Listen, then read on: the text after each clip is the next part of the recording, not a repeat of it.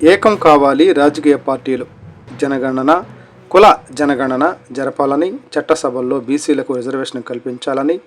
రండి కలిసి పోరాడదాం అన్న మాజీ జెడ్పీటీసీ ఎన్టీఆర్ జిల్లా ప్రధాన కార్యదర్శి Chella Durga Vaikuntharao. Today TV Telugu news channel NTR జిల్లా స్టాఫ్ రిపోర్టర్ చేనేరు రాంబాబు జగ్గయ్యపేట పట్టణంలోని ఈ రోజున విలేకరుల సమావేశంలో తెలిపారు. మాజీ జెడ్పీటీసీ ఎన్టీఆర్ జిల్లా ప్రధాన కార్యదర్శి చెల్లా దుర్గా వైకుంఠరావు ఈ సందర్భంగా మాట్లాడుతూ భారతదేశం మొత్తం జనగణన కుల జనగణన జరపాలని,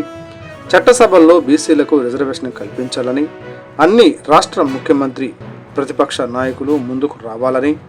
మాజీ జెడ్పీటీసీ ఎన్టీఆర్ జిల్లా ప్రధాన కార్యదర్శి చెల్లా దుర్గా వైకుంఠరావు కేంద్ర రాష్ట్ర ప్రభుత్వాలను డిమాండ్ చేశారు. బీసీలకు చట్టసభల్లో రిజర్వేషన్ కల్పించకుండా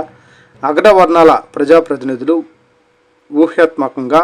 మహిళా రిజర్వేషన్ ప్రవేశపెట్టాలని అనుకోవడం తీవ్రంగా వ్యతిరేకిస్తూ, మహిళా రిజర్వేషన్ కల్పించినట్లయితే బీసీ మహిళలకు కేటగిరీ ప్రకారం ఎంత పర్సెంటేజీ కల్పిస్తారు కేంద్ర ప్రభుత్వం చెప్పాలని, ఈ ప్రవేశపెట్టబోయే మహిళా రిజర్వేషన్ను బీసీ సంఘాలు కుల సంఘాలు వ్యతిరేకించాలని కోరారు. గతంలో యూపీఏ ప్రభుత్వం మన్మోహన్ సింగ్ ప్రధానమంత్రిగా ఉన్నప్పుడు లోక్సభ రాజ్యసభ మహిళా రిజర్వేషన్ బిల్లును స్వాగతిస్తూనే బీసీ మహిళా రిజర్వేషన్ పర్సెంటేజీ చెప్పాలని వ్యతిరేకించిన బీసీ రాజ్యసభ లోక్సభ ఎంపీలు ములాయం సింగ్ యాదవ్, లాలూ ప్రసాద్ యాదవ్, శరద్ యాదవ్ వ్యతిరేకించిన విషయాన్ని గుర్తు చేస్తూ బీసీ మహిళలకు ఎంత పర్సెంటేజీ రిజర్వేషన్ కల్పిస్తున్నారు,